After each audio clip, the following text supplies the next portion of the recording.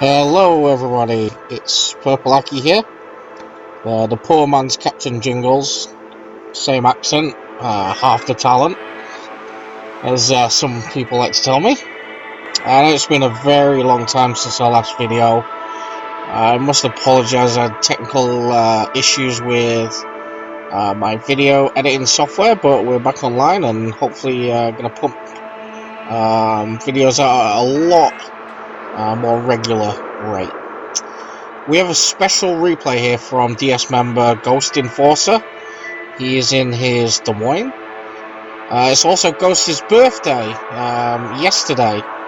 So as a present from me to you, Ghost, I'm going to call your gameplay weird and unusual live on the interweb. So there you go, buddy. That's my present to you. But I'm going to justify why I call it weird and unusual. So we are at Seeker, and he's found the Claver pretty early on and is pumping into him. Note Ghost positioning. He's at this very favourite island of all things that lob shells. And I must admit, I watched this replay maybe 3 or 4 times, and there was something that I felt that was strange in the way that Ghost was aiming and shooting, and I felt like it took me a while to figure out exactly what it was, and then from there I tried to figure out why he was doing it. So what you'll notice as you go through this video is Ghost has a different sequence to the way he shoots. Any normal person would zoom in into the binocular view, aim, pull the trigger, and then zoom out. But Ghost is weird, and he does something completely different. What Ghost will do is he will zoom in to binocular view, aim, and then zoom out and shoot. So he does it out of sequence, and it took me forever to figure out why he was doing that. It just looked weird, and maybe on the third attempt I kind of figured out why. There's going to be a great example of it coming up soon. He's popped his radars, found McClaver, who's it's not long for this world. McClaver trying to cap? What on earth is he doing? So Ghost finishes off this guy. Oh, not quite. Somebody takes the kill from him. So Ghost has missed out on a kill there. Enemy Smolensk pops up, and you'll see this now. So he's zooming in, he's zooming out, shooting, aiming, zoom out, shoot, and he's actually doing that for a very good reason. Because he's so close to this island and he's hugging this island, he's actually looking at his tracers. So look, aim, zoom out, and then he fired. Now did you notice that one? Didn't quite get all 9 shells over the island. So he's slowly adjusting his position to try and get a maximum amount of DPM, or a maximum amount of shells, over that target. So he's actually doing it a completely different way to what you would normally do. And every time he shoots, he's slightly adjusting it. Now he's going for this enemy Montana, and you see there, he's got 9 shells in the air, so that's a great volley for him there. It just reminds me of the amount of times you go into games and you see a Worcester or a Des Moines or something like that tucked into an island, obviously in binocular view, shooting, and half of their shells are smashing into the island that they're behind, and they continue to do it, oblivious. So if all you can take away from the video is, if you're tucked into an island, just watch your tracers. Make sure you are doing maximum damage, just like Ghost is here. So if you take away anything, take away that.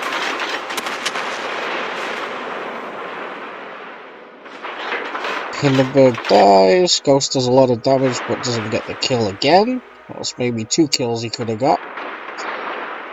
But we secured CCAP. And enemy Smolensk is out of the smoke for some reason. Get some nice chip damage in here.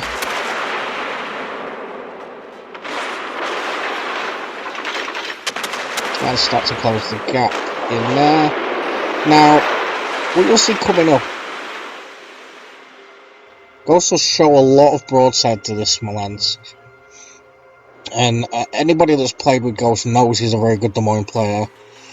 And I want to show you as he comes up in here and actually launches his heavy AP into the Smolensk, that he's actually showing a lot of broadside. And you'll see why in a couple of seconds. There it is. A full salvo from the enemy Yamato that was hiding over there. And better the devil you know than the one that's shooting you from 15 kilometers away. Ghost obviously angled away from the Yamato and would rather take the AP of the Smolensk there. So, you know, I feel like that is what kind of separates a very, very good player just from an average player. Always looking at that spatial awareness, always figuring out, you know, as a cruiser player, where are those BBs that are gonna obliterate us from the game? And if Ghost hadn't angled the way he did, maybe he would have finished the game on, you know, 1 kill and 64k damage. Whereas what he's actually gonna do is get a lot more damage than that, and a lot more kills than that. So good spatial awareness, good angling. And he's still alive.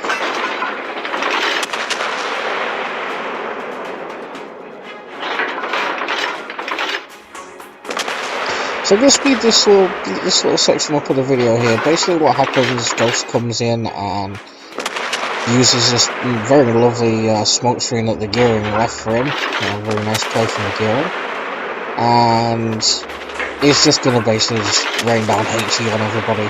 So I'm going to skip to kind of a more interesting spot on here, and I will see you in 2 seconds.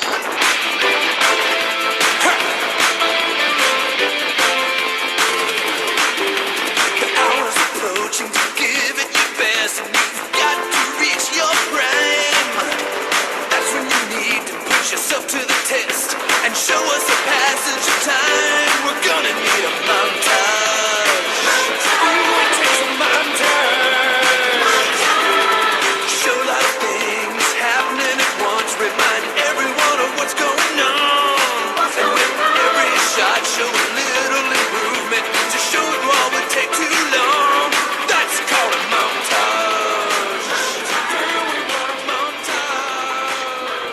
Always fade out in a montage.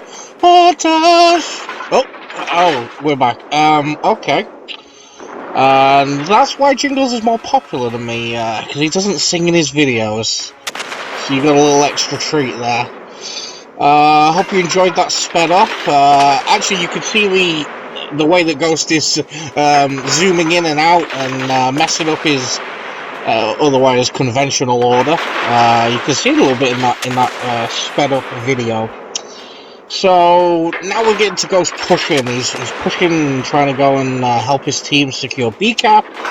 And unfortunately, he's kind of run into Ohio here. He's not taking too kindly to this pesky Des Moines shooting him from range. And well, if you're a Des Moines player, you know that there's certain ships that can overmatch you, just like that. And Ohio certainly can. The Kremlin and I believe the Thunder can also devastate, whether you're bowing, angled, or whatever. So you'll actually see Ghost is trading pretty good with this Ohio. You can see the tickers at the top with damage received and damage. Ooh. and damage dealt that he's chipping away pretty good at this Ohio, and he's going to get some help with friendly torpedoes. Boom. And Ghost is going to secure his second kill of the game. Rejected. Friendly Stalingrad took that kill. Even I believe that is his first volley at the Ohio. So you gotta love that.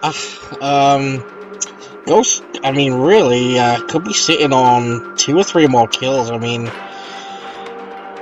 he could be lining up his Kraken on the next one, but he's not. He's not quite there yet. But he seems pretty happy with the amount of damage he's done, so that's great. And his team is kind of struggling on B-Cap. They were taking it for a long while, but almost the entire enemy team is here, so Ghost is pushing a little closer. Notice he is detected, so those of you that are spatially aware and that are looking at your mini-map will probably realise there's a DD somewhere spotting him. Because we know where everything else is, so kudos to that DD player for remaining stealthy and still getting some spotting damage in on Ghost. And oh, there we go. There's an indicator. We have a Montana pushing from the other side. So, yep, Ghost is hightailing it away. Oh. It's just that not everyone sees it. Montana just absolutely cruising through it, and by the looks of it, the Stalingrad player is completely beached with his stern exposed to this Montana. Now you would think the Montana would be aiming at the Stalingrad, but nope, he's aiming at Ghost. You ever get the feeling when you're playing games that everybody, their only mission in life is to kill you? You know, everybody's shooting at me. Even if you're not the best target, everybody's after you. Well, I'm sure that's how Ghost is feeling right now.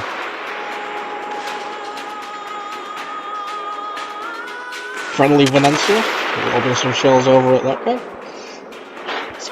Who's actually got an amazing turning circle, a very agile ship, the Italian cruisers. Oh. Now, if this was Jingles, he'd say that Moskva was taking an absolute paddling. But I don't know if Jingles has got that copyrighted, so I better not say that. But Ghost certainly spanked that Moskva pretty hard.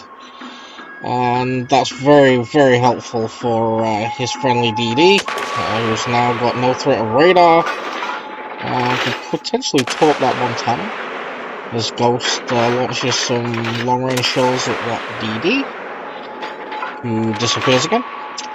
And now Ghost is lining up his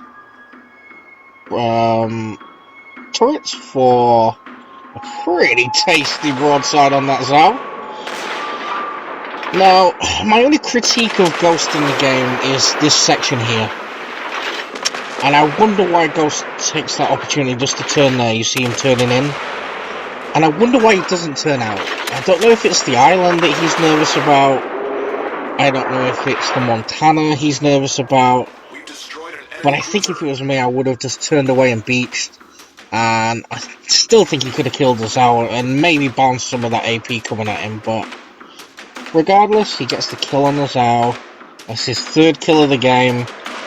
Ghost probably should have been a Kraken there, buddy.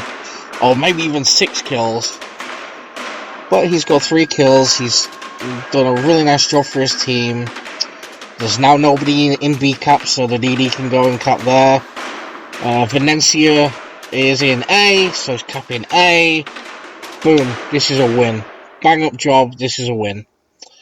So, really, as we close out the game, you think that the Vicenza's just going to drop off, cap A, go high, no need for him to do anything. Yeah. You know, you play World of Warships, You battle your heart away for 240k damage. The game's tight. It's on a knife edge. And you get teammates like this. This Vicenza's so bloodthirsty for this DD that he's popping through the smoke right in front of the Montana. And now he's going to make the Montana's life even easier by turning broadside and beaching. Montana shells here should really be wiping him out, if we're being totally honest. But it seems like the Montana fluffed. The back shells are going to do some damage, are they? Oof. Now this Vicenza's in a very bad spot. And he fires. Now those of you that have played the Italian lines know that the penalty from firing smoke for the Italian cruisers is extremely high. I believe the Vicenza's around 9-10 kilometers. And this guy's sitting on 10k. And really that volley should have wiped him out there. But, you know, the Vicenza's learnt his lessons. He's not going to fire anymore. He's hidden now. He's undetected. He's only got 10k or less health. He's not going to fire again. He doesn't need to. The game's won, you know. The game's finished. It's over. Oh! More traces. And really, honestly, this is probably death coming right here. That is one extremely lucky Vicenza player. And if you're reading the chat, yeah. Why do people do that? Why do people do that?